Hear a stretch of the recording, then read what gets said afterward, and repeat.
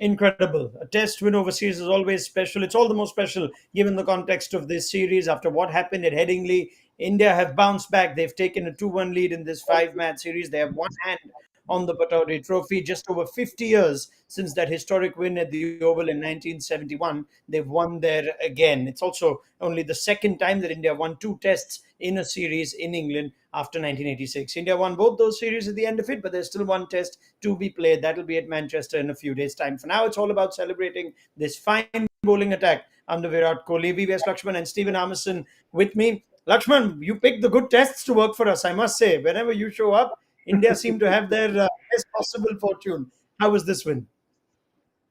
Oh, fantastic.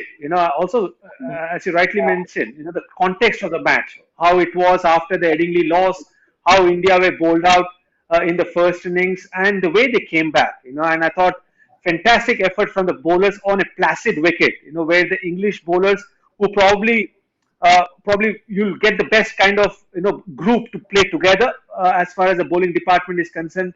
And they may not be effective when India batted yesterday, but today, the way all the bowlers just showed that the quality they have and the attitude and the character they possess. Fantastic win for Team India, and I think they should be very, very proud of the way they bounced back and beat England in this fashion. I mean, extraordinary test match, Steve. Until the penultimate session of this test, we weren't quite sure which way it was heading. India deserved winners. Because of the way they batted in the third innings, and then the way they came out between lunch and tea on day 5, and they deserved to win the test match. And a lot of people even turned up at the ground this morning. Even I said yesterday, England still have a chance. When history tells you in this great game that England will, 368 was a lot of runs to chase, but credit to the bowlers, credit to India, the way they play pressure. For me, the way Virat Kohli captained under pressure, the way the bowlers stuck to their task, and when the game needed a little bit of inspirational, a little jolt, it was all down to the brilliance for me of Jasprit Bumrah. That spell in the middle of the afternoon today was what the difference between getting over the line and not getting over the line. What a test match this has been. There were so many different phases of it. It had its ebbs and flows and its twists and turns. If we look back at it, Lakshman, what was decisive or most decisive? We'll go to Shardul Thakur's runs in the first innings. We could go to Moeen Ali and Ollie Pope, not shutting the door on India. You could then go to Rohit Sharma and KL Rahul and Pujara batting in the second innings, and then Bumrah's spell today. What was the most defining period of this test match for you?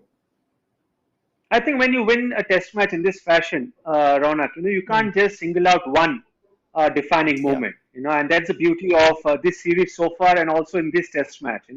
I think it started with the Shardul Thakur's half century on the first day, because if he wouldn't have got that 50, India wouldn't have reached 190, and they would have been probably bundled out for less than 150. Then they would be way behind the test match, and then the way England let India come back into the test match after while there was a good resurrection after being 62 for 5, but the way Johnny Bairstow and Pope batted and Moeen Ali and Pope batted, I thought that they would get a lead of 250 plus, but the way they threw away that opportunity. And the third one would be the way KL Rahul and Rohit Sharma batted, and so did Pujara in the first inning and the second innings, because that also was very crucial, because if India lost early wickets, then they would have exposed the middle order, which were not in great confidence. And today, everyone stood out, but I think Jasprit Bumrah's spell was probably the best on show. Fantastic display. So,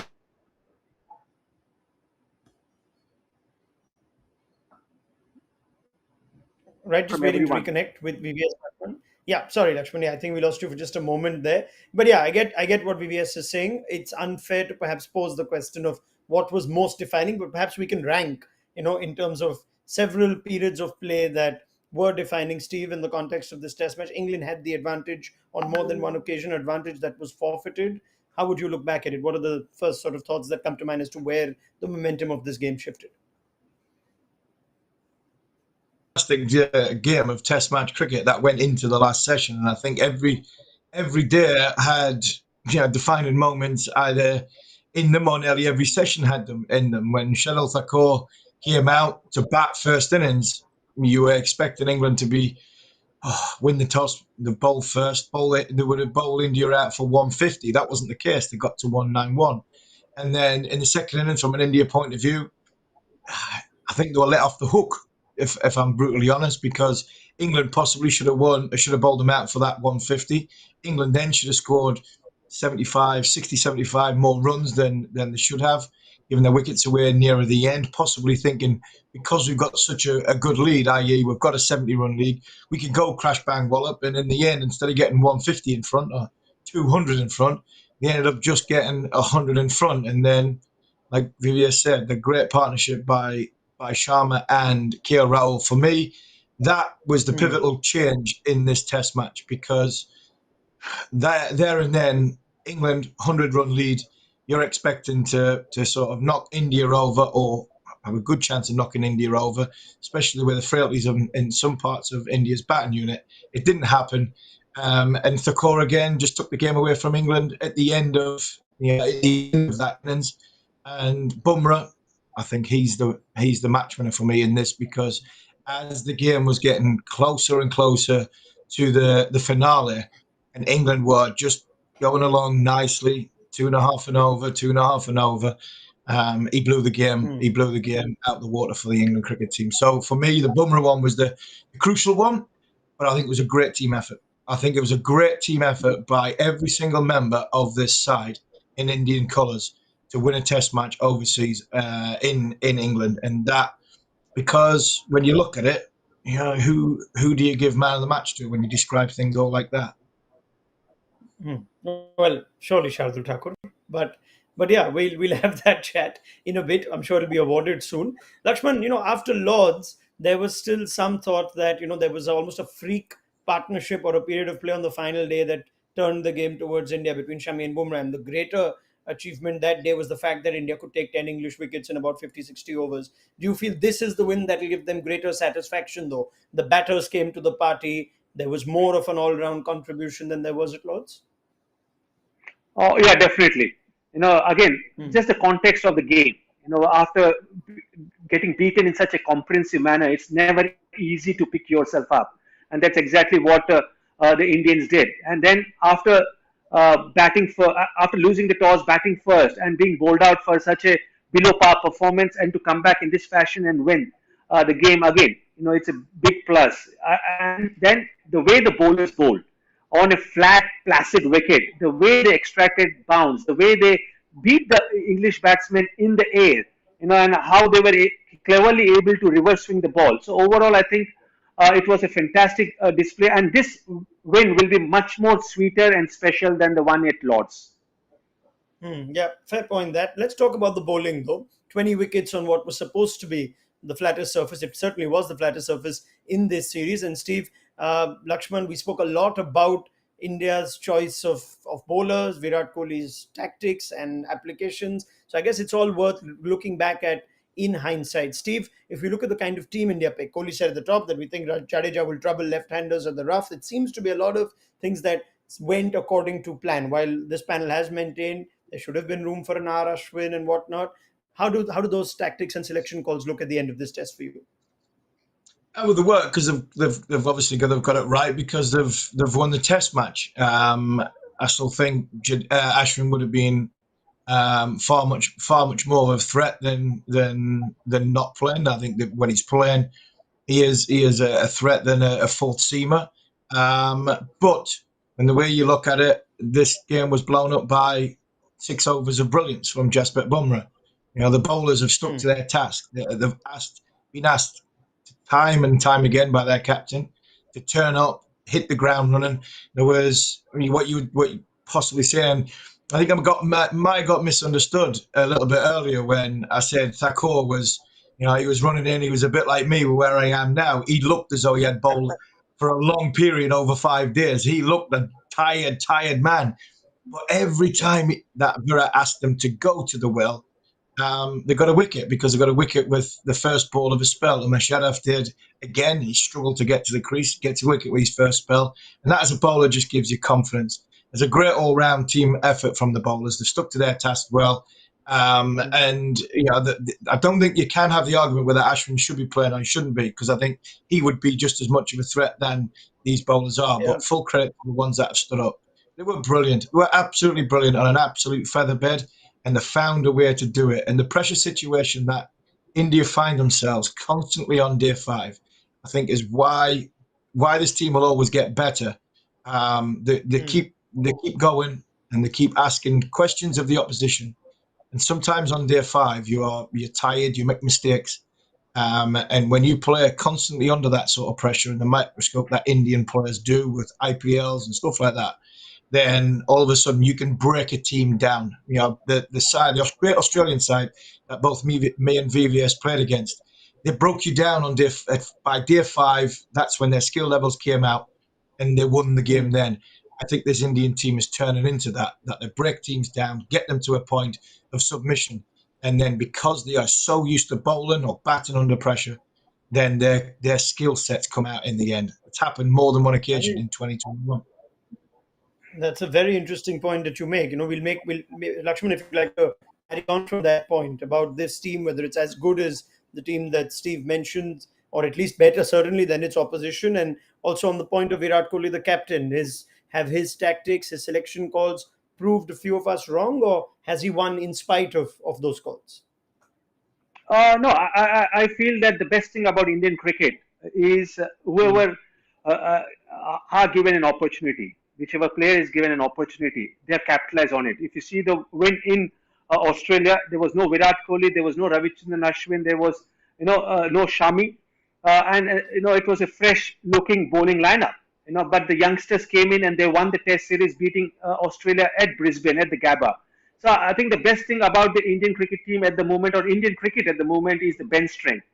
So it's not that the youngsters are coming in and getting an opportunity, or whoever is replacing some player is not capable of doing well. And that's why I think it's brilliant time for Indian cricket. But coming to the selection, I still feel that with Ashwin, I think it's a much more balanced side. And I just feel that yes, India has won the game, but with Ashwin and your premier spinner in the playing 11, it would have been probably a much more balanced side. But credit to Shardul Thakur, he's taken this opportunity and has done really well, both with the bat and also contributed with the ball. Now, coming to what Steve mentioned, yes, this Indian team has got that killer instinct, and I still feel that the batting is not performing to its potential.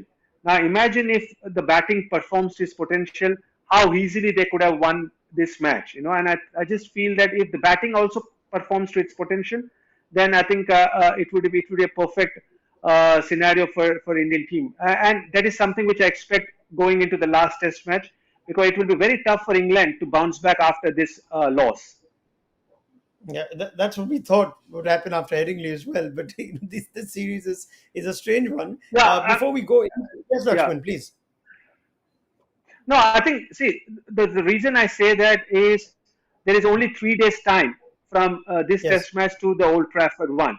And if you see the amount of overs the England bowlers bowl, and the strength or the department which has done really well for England has been their bowling department. So I'm just wondering, what will be the fatigue levels of Robinson? What will be the fatigue level of Jimmy Anderson, on whom they overly depend? Vokes has come back, and this is his first Test match after a period of 1 year.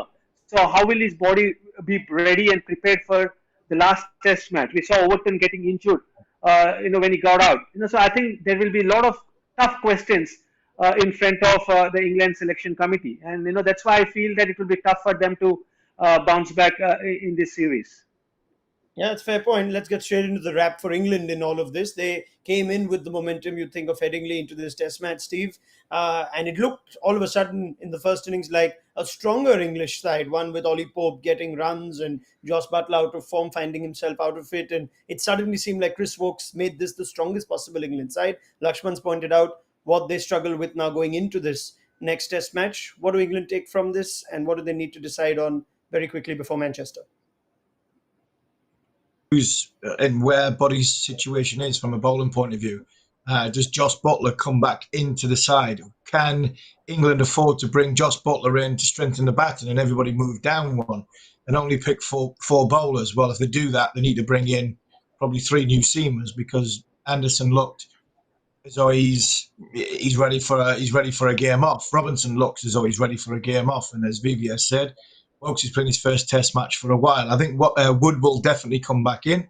England sent Mahmood away after bringing him into the squad, and it looks as though he's got injured yesterday in a match for Lancashire. So I would imagine he'll not be considered. So that'll be a worry for Joe and Chris Silverwood going forward. It's just about grasping your opportunity for me. And England at times during these last 5 days had the chance to really ram home the advantage. They had India where they wanted them. I'm thinking right on day one, bowling first, and before Shadil Thakur walks to the wicket, England are in the box seats. And then even back end of their first innings, somebody takes some responsibility to go on and get 100. Somebody takes responsibility to really understand the game situation and go home and ram up the advantage. And I think that's where this England cricket team is at this moment in time. I don't think that unless it's Joe Root or Jimmy Anderson with the ball, but Jimmy's played 4 games now in 5 weeks. I don't think anybody else really understands the situation of what's going on or believes in the situation that's going on, because they're just fighting for their place. They're trying to cement what is a stop-start career, because everybody that's playing cricket for England at this minute in time don't really look in the mirror and think, right, I own my shirt. I own this being this team. And that for me is a concern for me moving forward. But it'll just be a bowler check who goes to Manchester and who is fit enough. Wouldn't surprise me if England make one change in that department. Wood will come in for one of the seamers, and it possibly could be enforced, because Craig Overton looked as though he got a bad bang on the elbow, and if he's done some damage to that, then that could be the only change, and that for me would worry, because that's 5 games in 6.5 weeks for a 39-year-old Jimmy Anderson. Chris Wilkes hasn't played for a while, and Ollie Robinson playing early in his Test match career. That concerns me. It does though seem, Laxman, like England were in this series and got back into this series because of their bowlers, because of how they bowled at Headingley. And even after this Oval Test, fact of the matter is they've been dismissed for 290 and 210 in what was supposed to be a flat surface. Question marks still on their batting, or resurface on their batting, after we thought that they'd address some of those in the third test. The middle order, did they just come at the receiving end of an unplayable Bumrah, or could we expect more out of the likes of Bairstow, Moeen Ali with their experience?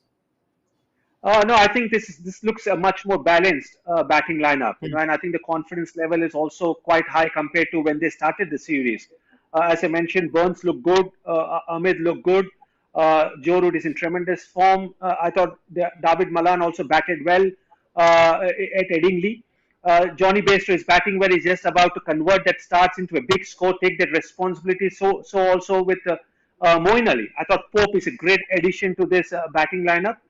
So I just feel that it's about taking that responsibility, and whoever is getting a start, it's important for them to convert that into big score. And that is a difference from the Indian batting lineup. You saw in this innings, it was Rohit Sharma who took the responsibility and converted that start into 100. So it's about getting those hundreds. And I think England batting has regained that confidence. It's just about to trust them and give them a longer rope. Because if you chop and change, I think they will not be able to do justice to their talent and potential. It's about to repose fit, and I think this batting lineup looks a very balanced batting lineup. I don't think Joss Butler should be coming back into the playing 11, because that just disrupts the entire combination, which is perfect for them at the moment. Yeah, I mean, Joe Root's allowed one bad game, surely. I mean, he was due one. He still got 30s and whatnot. But just thinking about other selection calls that where they'd be thinking about it, Steve. Mark would like you to come back next test, but he was available for this one. The innings that did change the course of this test was the fact that India got 460 in their third innings, in the second innings. Could England have done, in hindsight, with a different sort of bowler, someone to do what Bumrah did in the fourth innings? Yeah, hindsight's a wonderful thing, and we would love to have had Mark Wood in that India innings when it got 466. But when you got to the Oval, I was at the Oval pre the toss. I thought England picked the right lineup for that, so that right bowling unit for that surface. It was tacky, it had a little bit of moisture in it. The overhead was perfect for what you would want to bowl first on. England had India where they want them until Shardul Thakur walked out to the crease. So yes, you would liked Wood later on down the line. I called in between test matches for Anderson to have a break because looking at him now, you're going to have to ask him to go again. This is one big ask for Anderson to go again for the next test match. So I think England got it right. I just don't think they performed well enough over 5 days at crucial points to win the test match. And I think India did play the better at the key moments. And England didn't grasp it. So possibly day 4 when well. Hey, I just think India played well. They were the better side and the best team won. Yeah. Yep, 160 plus overs in this series for both Anderson and Robinson, over 150 for Jasprit Bumrah. As much as we'd all want to see Bumrah play every game now for India, Laxman, do you think he deserves a bit of a break? Mohammad Shami might be available there, or would you just play Bumrah now and win this series? It's a great opportunity here, but he has bowled 150 overs. Yeah, I think you have to play him, because yes, you won the test match, and you can't lose the test series from now on. But I think, India's goal and dream is to beat England in England, and I think they want to do that at Manchester. So I will play the strongest bowling lineup, and if Mohammad Shami is fit, he would come back into the playing 11. And I just believe that you have to go with your strongest team and the players in form for the last test match. You don't want to give any chance for England to come back and level the series. In which case, is the strongest team include a Shardul Thakur, given the form he's shown, Lakshman? There's also a question mark, Ajinkya Rahane. You've already said it's time to give him a break and bring in Hanuma Vihari. So would you stick with Shardul Thakur and Shami comes in place of Siraj then? Yeah, I think I would still stick with Shardul Thakur. And like I mentioned yesterday, if the conditions are not going to be spinner friendly, which I doubt it will be at Manchester, then I would give a break to Jadeja and get in Ravichandran Ashwin, because if I'm looking at Shardul Thakur, he can give me balance with the medium pace option, and he can bat now and he's high in confidence. And probably I'll get in Ravichandran Ashwin only for the last test match in England. It's not a long-term move. It's only for the last test match. And then I'll probably get in Hanuma Vihari to play in place of Ajinkya Rahane. But just listening to Vikram Ratho's interview last evening, I just feel that the team management will give Ajinkya Rahane one more go. And probably that's also fair, because he has done well as a leader in the group. And you don't want, especially in the last test match of a series, to rest a player who has contributed so much for the progress of this Indian team. But I would definitely make a change and give Ajinkya Rahane a break there.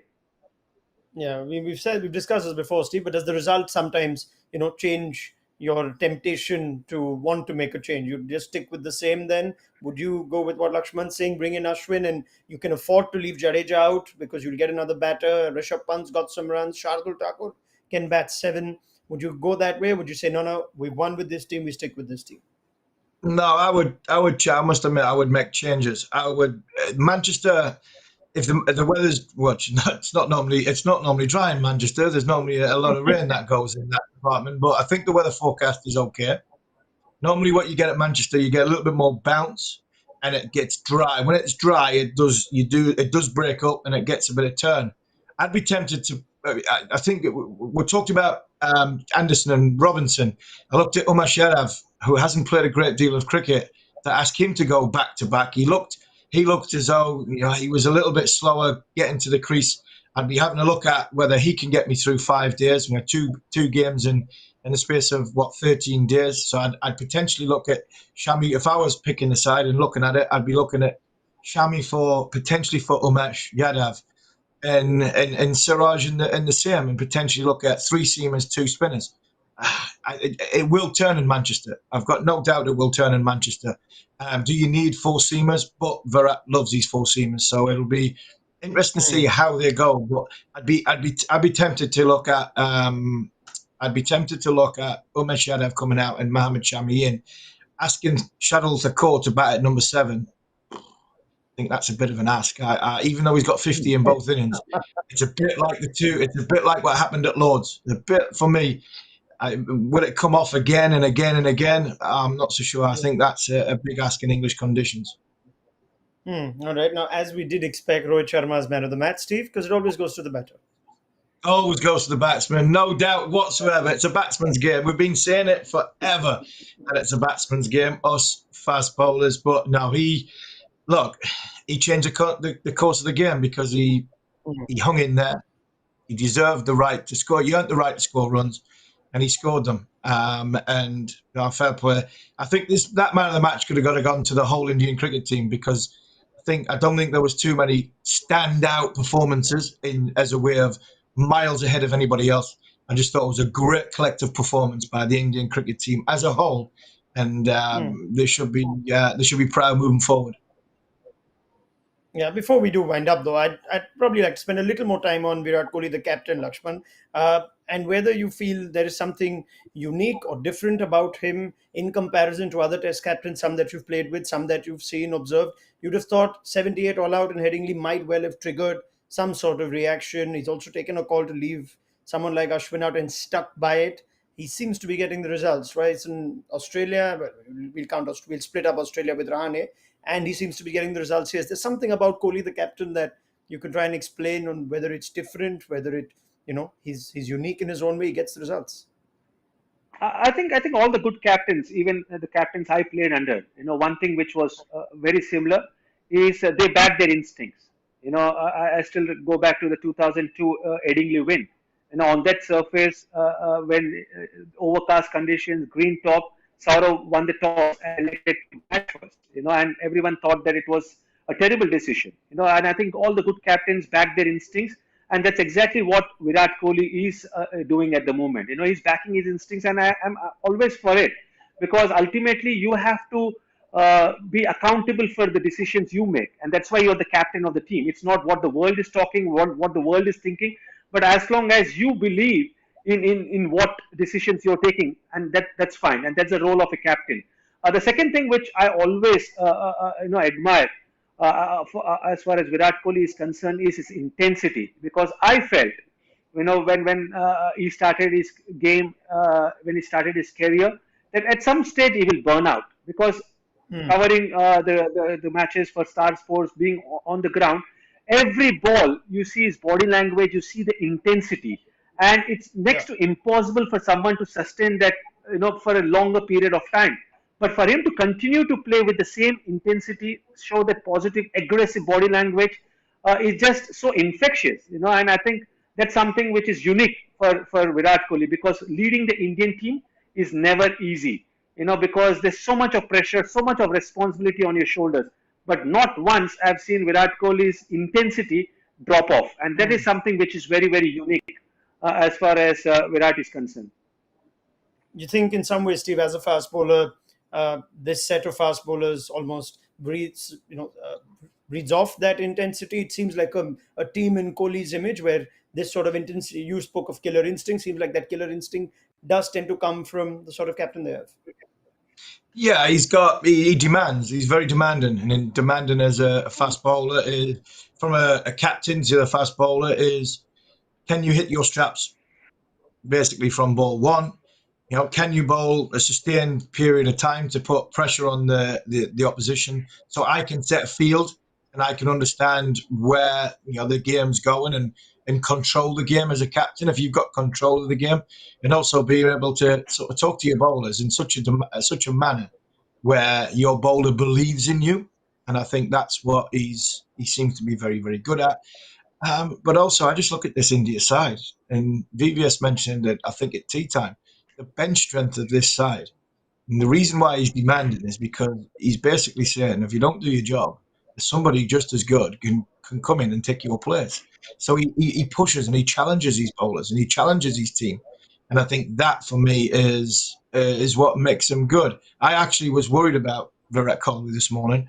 I thought he might, if England had got over the line, it would be largely down to the way Virat captained this game, whether he panicked, whether his change of bowlers wasn't right, whether his message to Jadeja wasn't right. Didn't need to worry. He was magnificent today, and fair play to him, because he's managed this game perfectly on day 5 of the Test match, because he said to England, you're under immense pressure. They're used to pressure.